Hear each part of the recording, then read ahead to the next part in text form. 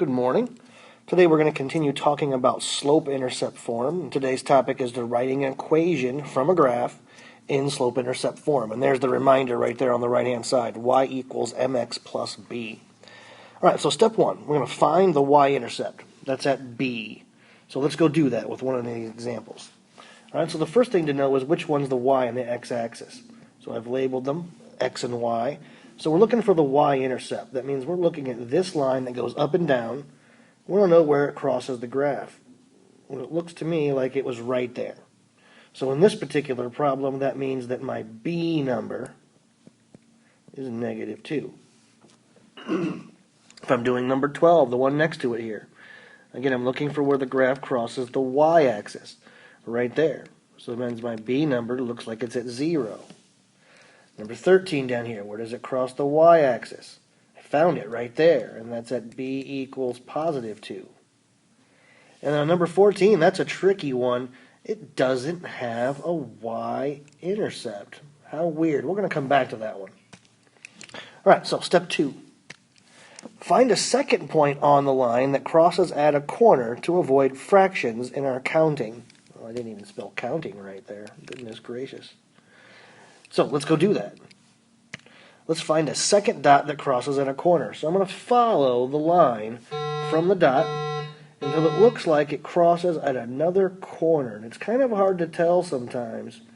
It looks to me like that's a spot where it crossed right on a corner for number 11. If I'm looking at number 12, again, I'm going to follow the line out until it looks like it crossed another corner. If I'm on 13, I'm going to do the same thing. I'm going to follow that line out until it crosses another corner. I need that second dot. Again, on number 14, that's a special one. We're going to come back to that. All right, so that was step 2. Step 3, count the rise and run between the 2 points. And simplify, because we always simplify our fractions, and rise and run is a fraction. And that's going to be our m number. So let's go ahead and do that. If I'm on number 11 here, I'm going to count my rise and run between those 2 dots. And my rise was up 1, 2, 3, 4, 5, so it went up 5. My run was to the right, it went to the right too. So rise over run, that's going to be my m number. And this one was +5 over +2, and that is already reduced. If I'm on number 12 and I go from red to green, I'm going to follow that path. And I went down 1, 2, 3, down 4 spaces, and then to the right 1, 2, 3, so 3 to the right. So my slope would be down 4, right 3, which is already reduced. I'm looking at number 13 here. I can see going from red to green. My slope went down 1, and then right 1, 2, 3, 4. So my slope would be down 1 and right 4. Again, we'll come back to number 14 here at the end.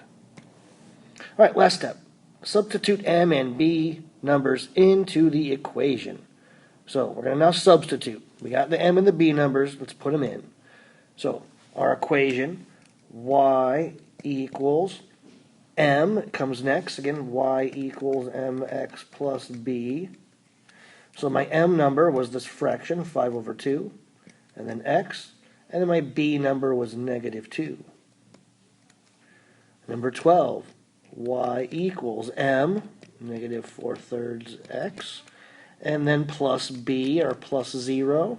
If you leave it like that, it's perfectly fine, but in math, we normally don't write zeros. So it would be best without a number in the back.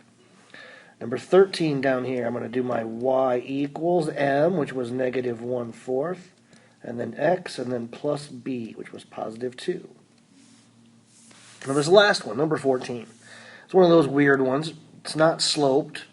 I don't have any intercepts. Oh yeah, one of those weird ones. We just have to say where it crossed the axis. It crossed the x-axis at 3. Those ones are special, but they're still going to be mixed in throughout the course of the year, so we have to keep reviewing how to do those. Again, if it's not slanted, it doesn't have the right intercepts, straight up and down, straight side to side, those are special ones. They only have one letter, and the letter is telling us where it crosses the axis. Cross the x-axis at 3. All right, this is what your work is today. Good luck.